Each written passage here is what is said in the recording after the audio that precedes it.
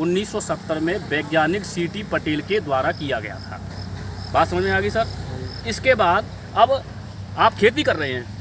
अब खेती में आप लोग खेत को कई बार जोत देते हैं, तो कभी आपने सर ये महसूस किया है कि वास्तव में खेती की तैयारी कैसे करें हम? कभी महसूस किया है आपने? सर मैं बताऊं आपको, खेती की जब तैयारी करते हैं ना किसी भी खेत के लिए, तो देखिए सबसे बड़ा बढ़िया तरीका है कि एक जुताई मिट्टी पलटने वाले हल से कर दें। मिट्टी पलटने वाला हल होता है मोल्ड बोर्ड प्लो, ठीक है सर। 2 से लेकर 3 जुताई हैरो और कल्टीवेटर से कर दें, और हर जुताई के बाद क्या करें, पाटा लगाएं।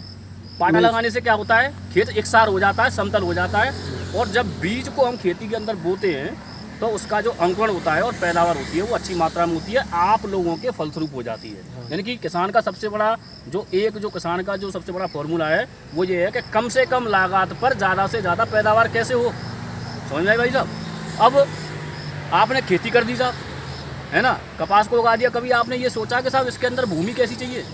तो देखिए इसके लिए सबसे बढ़िया जो भूमि की जाती है वो चिकनी और दोमट मिट्टी सबसे अच्छी मानी जाती है। और ऐसी भूमि भाई साहब जिसका पीएच मान 5.5 से 6.5 होता है, ऐसी भूमि सबसे अच्छी मानी जाती है कपास की खेती की। तो इस प्रकार से ये कुछ जानकारियाँ थी जो मैंने आपको कपास के बारे में दी। धन्यवाद भाई।